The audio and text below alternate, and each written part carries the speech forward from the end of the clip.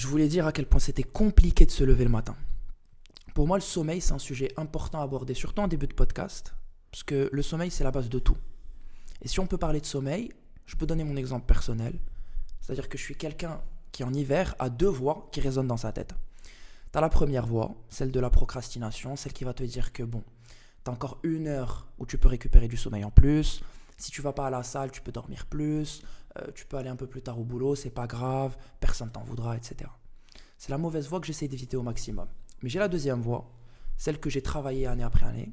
C'est la voie qui me dit, ok, tu as une routine matinale, tu sais que c'est ce qui te représente le mieux, c'est qui tu es vraiment, et que cette routine matinale, si tu te l'imposes, ça va te faire du bien. Ça va libérer la dopamine dont tu as besoin le matin, ça va te permettre d'aller au boulot fraîche, réveillé, t'es clairement dans ta route, dans ta journey, t'es au top. Ouais. Et si t'es au top, tu sais que tu pourras donner la meilleure version de toi-même aux gens. Et moi, la deuxième voix, j'ai plus tendance à l'écouter, et c'est plus facile pour moi de l'écouter quand ? Lorsque j'arrive à avoir toutes mes heures de sommeil. Oui. Donc, en fait, c'est un conflit entre la voie du court terme, le plaisir, juste quelques minutes de plus. Ah, c'est bon, je me suis entraîné hier. Ou bien l'autre voie qui te dit, non, le long terme, le développement, on doit... C'est exactement cette réflexion. Mais tu vois, c'est une bataille interne. Et je pense que cette bataille interne, tu l'as aussi. Ouais. Tous les gens qui se lèvent tôt le matin, et tu l'as peut-être même plus que moi. Toi, tu te réveilles à 5 heures. Ouais. Et cette bataille interne, c'est entre ces deux voies. Et pour moi, il faut toujours garder en tête que chaque jour où tu arrives à te lever à 5 heures du matin ou à 6 heures pour moi, etc., c'est une petite victoire. Effectivement. Et c'est pas évident. Parfois, c'est facile, mais généralement, tu n'as pas de motivation. Donc, la seule solution pour moi, c'est d'avoir un programme. Tu te lèves et tu sais ce que tu as à faire. Mais ça devient de plus en plus difficile, particulièrement dans cette période, parce qu'il fait froid. Il fait de plus en plus froid. Et donc, tu as tendance à te mettre dans plus de couverture, tu veux être bien confortable, donc tu entends ton alarme, tu te dis 10 minutes de plus. C'est pour ça justement qu'il faut optimiser au maximum son sommeil. Oui. Avoir les 7 heures de sommeil nécessaires, 8 heures dans un cas extrêmement optimal, mais au moins 7 heures de sommeil. Et pour ça, je sais que tu as fait pas mal de lectures par rapport à la qualité de sommeil, par rapport à tout ce qui est des températures recherchées pour mieux dormir, etc. Oui, effectivement. Donc là, ce qu'on dit, c'est que la température ambiante dans la chambre, là où tu dors, doit être entre 16 et 19 degrés Celsius. Idéalement, ça, c'est optimal. Ouais, ça, c'est optimal. Pas la température de ton corps, parce que bien sûr, c'est beaucoup plus, bien avec la couverture, mais la température ambiante, 16 et 19 degrés, pas trop de couverture, tu dormiras bien. Attends un peu de te réchauffer et tu dormiras. Ça aide à dormir plus rapidement. Et la qualité de sommeil, ce qui est très importante parce qu'il y a la quantité de sommeil et la qualité de sommeil, il faut vraiment travailler là-dessus. Tu auras une meilleure qualité de sommeil si tu as cette température, plus ou moins. Je ne sais pas si, par exemple, toi, est-ce que tu recommandes l'utilisation des espèces de montres connectées ? Moi, c'est pas trop mon délire, tout ce qui est connectivité au niveau des montres et tout, je m'y connais pas. Mais je sais que tu en as une qui te calcule ta qualité de sommeil, c'est ça ?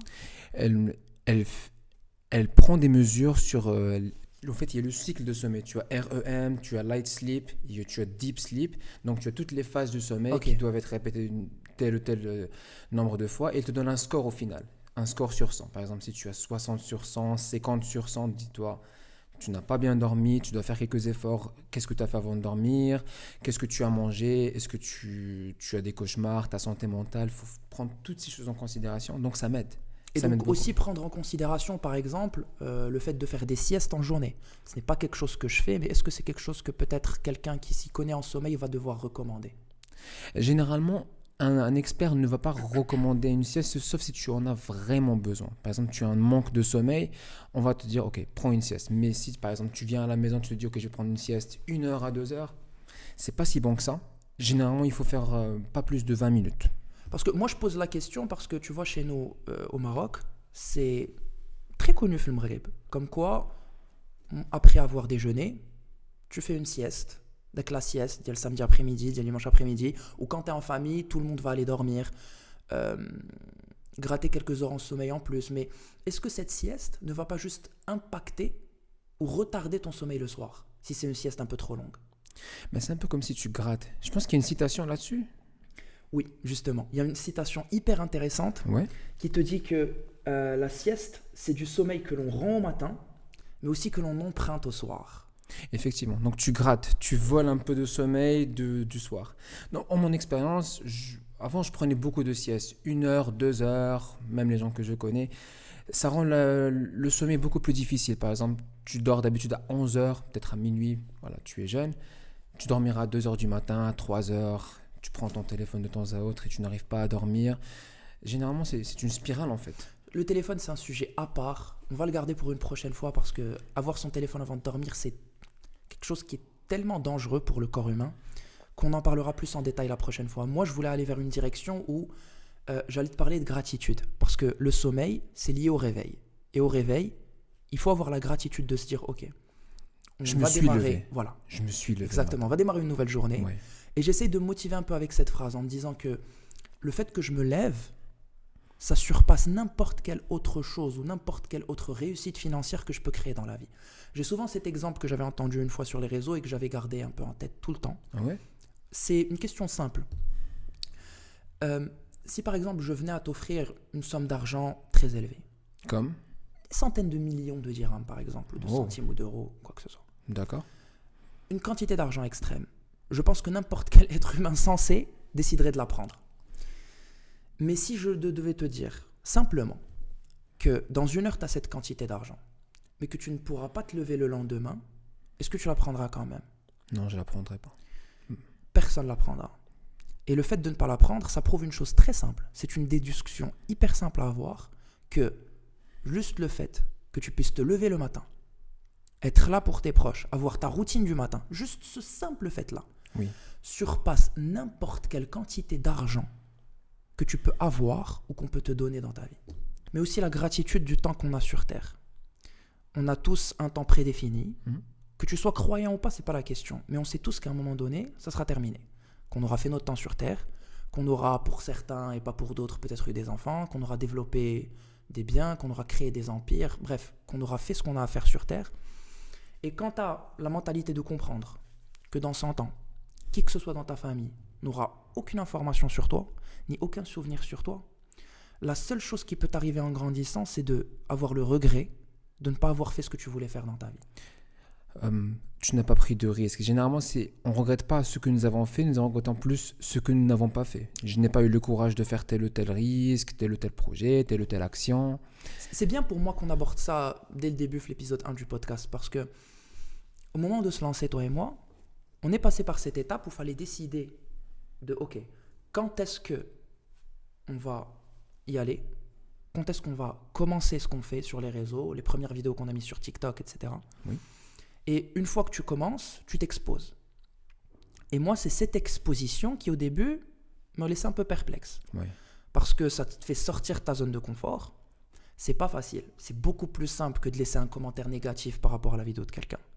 Que de se lancer, de créer un setup, chacun par rapport à son budget, par rapport à ses moyens, et de faire ce qu'on a à faire. Pourquoi? De 1, parce qu'on sent que c'est ce qu'on veut faire dans la vie, et de 2, pour aussi s'obliger un peu à sortir de sa routine de confort. C'est une pure transition. C'est une pure transition entre... on est tous passés par ça. On se rencontre pour parler d'un projet, on va faire ci, on va faire ça, on va faire ci, on va faire ça. On rêve autant que possible. Mais lorsque tu prends le pas c'est bon, tu l'as fait. Tu es exposé, tu es au public.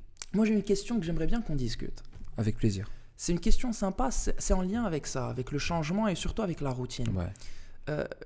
Si on sait tous que n'importe quelle seconde sur Terre, n'importe laquelle, peut-être la dernière, pourquoi est-ce que la majorité des gens décident quand même de garder leur routine et de garder leur mode de vie qui se répète jour après jour, avec toujours les mêmes choses à faire le week-end et les mêmes choses à faire en semaine? Moi, je dirais, il est de la nature humaine d'être attaché à tout ce qui est familier. On n'aime pas trop sortir de la zone de confort, être dans un environnement où on ne sait pas ce qui va se passer, ce n'est pas prévisible. Alors que juste à côté, si je fais la même chose tous les jours, je sais ce qui va arriver. Ça peut être médiocre, ça peut être bien, mais je sais comment m'attendre. Moi, on va juste se mettre d'accord sur un truc. Moi, je préfère limite dire que ça sera médiocre. Ça sera médiocre. Je sais qu'à un moment donné, on reverra peut-être cette vidéo, celle-là aujourd'hui, qui pour l'instant nous paraît bien. Bien sûr. Et je sais qu'elle est bien parce qu'on l'a fait avec beaucoup d'investissement et beaucoup de cœur. Ouais. Beaucoup de passion. Exactement. Et même si On aura peut-être sûrement la prochaine fois un meilleur studio. Au bout d'un moment, un jour, on sera beaucoup plus à l'aise. On fera les vidéos beaucoup mieux. On apportera peut-être une meilleure valeur, une meilleure qualité à ce qu'on fait. Mais j'aurai jamais le regret de me dire, ok, les vidéos je peux les supprimer. Pas du tout. Non. J'ai cette mentalité de me dire qu'au début, j'ai lancé quelque chose et c'est ce début qui m'a emmené là où je suis. Oui. Et peut-être que si j'avais pas eu ce début, peut-être médiocre, peut-être moins bien, peut-être bon, quel que soit ton niveau, j'aurais pas atteint ce que j'ai atteint aujourd'hui. Oui. Ça, c'est la mentalité à avoir. Ça, c'est l'humilité. Ça, c'est une parfaite humilité. Oui, nous sommes tous passés par des périodes dans lesquelles voilà, tu n'es pas fier de ce que tu as fait dans telle ou telle année, nous avons fait des conneries, moi particulièrement. Tout le monde. Oui, absolument. Donc, revenons sur le sujet de la routine. Est-ce qu'on peut la quitter lorsqu'on est vraiment coincé sur la routine? Moi, il y a un mot qui me vient en tête. Tu sais que j'adore le livre Atomic Habits de James Clear. Oui. Et le mot qui me vient en tête, c'est micro-changement. Oui. Adaptation. Oui. Adaptation, micro-changement, c'est des mots qui me font vraiment du bien aux oreilles. Parce que, dans ta vie, si à ta vie, tu apportes des micro-changements jour après jour, tu ne peux qu'améliorer ton confort de vie et ta propre existence. Je vais donner un exemple très simple. L'exemple qu'il utilise lui-même dans son livre. Le fait de se mettre à la salle. Tu veux commencer à te mettre dans le sport. Et c'est très choquant ce qu'il dit, mais ça marche très bien. Il te dit simplement, pourquoi tu n'irais pas juste à la salle, faire un tour? Voir l'environnement, découvrir, tester les machines, voir comment ça se passe, avoir des premiers ressentis. Et c'est ces premiers ressentis que tu vas avoir qui, la première fois, vont te donner une première idée sur ce que c'est, la deuxième fois, une seconde idée sur ce que c'est, la troisième fois, ça commencera à rentrer dans un cercle d'habitude. Et c'est quand tu restes dans ce cercle d'habitude que tu commences à trouver la force de maintenir cette habitude. Oui, et c'est une transition, une transformation qui fait partie de toi en fait. Au lieu d'avoir un changement brusque, comme par exemple maintenant il y a le nouvel an, les résolutions de la nouvelle année, je vais m'entraîner, je vais faire ci, je vais faire ça, un régime. Il y a beaucoup de gens qui abandonnent très rapidement parce que c'est un changement qui est brusque. L'humain n'aime pas le changement brusque. On aime un changement qui est transitionnel, petit à petit, étape par étape, mais à chaque petit pas, ça fait partie de toi. Ouais, et les résultats de ce changement, pour moi, ils sont très clairs. Oui. Un des changements, par exemple, que je peux citer en exemple en ce qui me concerne, c'est la prise de parole en public. Je ne vais pas dire que là, ce qu'on fait, c'est une prise de parole en public, mais avant, quand j'étais plus jeune, je ne pouvais pas m'imaginer tenir un micro et avoir une assemblée de gens d'une centaine ou de 200 personnes, ou je ne sais pas combien, et pouvoir exprimer ce que j'ai à exprimer, les yeux dans les yeux, et avoir le culot de dire ce que j'ai à dire, sans avoir le trac. Moi non plus. Par exemple. Et en fait, les résultats du changement, c'est pas que tu n'auras jamais le trac.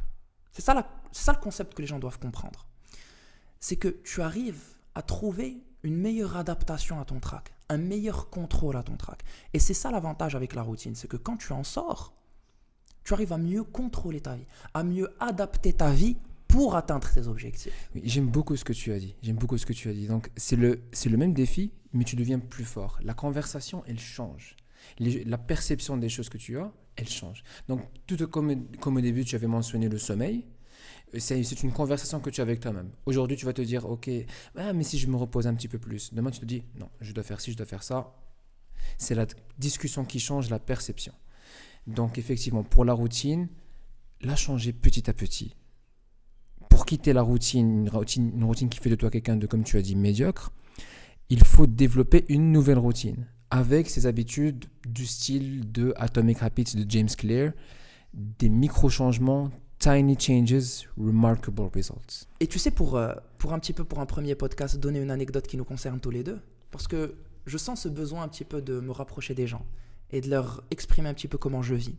On a parlé de routine, et l'exemple de notre dernière sortie en vélo, c'est l'exemple même de deux personnes qui ont complètement oublié, ou en tout cas abandonné, la routine. Ouais, on en parlera. La routine d'un dimanche matin normal. C'était pas un dimanche matin normal. C'était tout sauf ça. Et si tu te rappelles, c'était exactement un dimanche après mon marathon. Mais déjà, comment on en est arrivé à nous dire qu'on allait faire 80 km de vélo jusqu'à Bouznerka? Ça, c'est déjà la base. Comment on était ensemble, on en a discuté, tu m'avais dit que tu avais fini le marathon. Oui. Moi, je voulais faire une performance au niveau du vélo. Oui. Tu sais que le cyclisme, c'est quelque chose qui me plaît énormément, c'est une sorte de passion pour moi. Et j'allais te dire, ok, tu as fait un marathon. C'est quoi le double d'un marathon? C'est 80 km. Oui. Et ben je vais me faire une 80 km experience, tu vois. Et toi, je te connais, t'es assez fou. Tu m'as simplement dit, je vais te rejoindre. La folie va. Et ce qui est plus drôle, tard c'est dans que l'histoire. toi et moi, on a 2 vélos très normaux. Pendant qu'on était, tu vois, sur la route, il y avait des gens avec C'est des même pas des vélos de professionnels. route, on a des gros Vélos de ville, ou là, comment on peut appeler Non, ça? normalement, tu fais avec vélo de route, Ouais. mais c'était VTT, avec des gros pneus. Ouais, bref, des vélos qui ne sont pas Tu du tout entends adaptés. Des vélos qui ne sont pas du tout adaptés. Oui. Et avec ces vélos pas adaptés, on arrive à Bosnera, on a fait 40 km. km. Ouais. On arrive à Bosnera, bon, ça s'est bien passé, on a fait une petite pause, on allait prendre une bouteille d'eau dont on avait vraiment besoin. Putain, c'est dommage. Si on peut retrouver des photos, on les mettra. Oui. Si tu Bon, peux on les retrouver mettra des alors. On les mettra alors. Avec plaisir. On a des photos. Et voiture, tu les mettras. J'ai aussi pris une vidéo Alors, sur n'hésite pas à les le mettre, petit s'il te plaît, incident plus tard. qui m'est arrivé parce que qu'est-ce qui s'est passé Ah non, en tu me sort- laisseras le raconter, s'il te plaît. Je te laisse raconter. Ah, laisse-moi, je vais aller sur l'histoire. On a fait les 40 et quelques kilomètres, comme j'ai dit. Bon, on est arrivé, on a pris une bouteille d'eau, on avait beaucoup besoin. Et sur le chemin de retour, monsieur a Moi. crevé sa roue arrière. Oui, je vois ma roue arrière et je me dis oh merde. Et là, je te laisse parler aux gens. Vas-y, exprime. Mon pneu arrière, il était crevé, il dégonflé. Nous, on a décidé, on va pédaler, on va voir comment ça se passe et on verra s'il y a une station de carburant qui pourront nous gonfler le pneu. Et ça nous a pris une bonne distance. On a fait peut-être 7-8 km, on est passé sur 3 Non, stations. d'abord c'était 4. Ouais, on est passé sur 3 stations. 4. Une qui... Non, 3. Ok, Une qui avait de quoi gonfler, mais ils mais n'ont pas réussi. elle était crevée. Alors et lui, il m'a dit, je lui dis c'est bon, j'ai pas le choix, je vais devoir pédaler. Je vais voir jusqu'où je peux pédaler.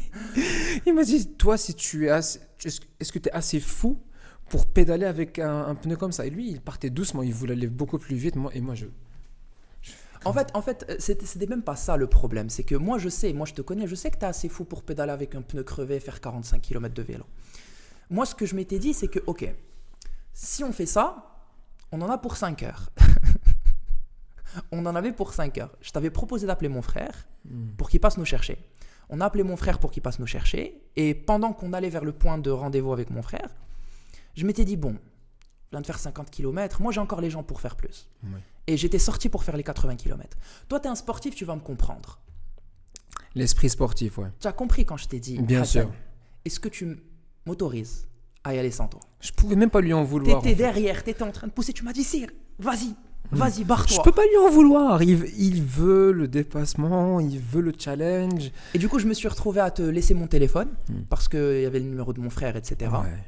Et à faire mes 35-40 derniers kilomètres seul, avec un vélo, pas d'argent, un short et des baskets. Et c'était une super expérience. Donc en gros, pour clôturer ça, c'est l'exemple typique de comment sortir d'une routine et de créer des expériences de vie qui resteront, quoi qu'il arrive, toujours mémorables.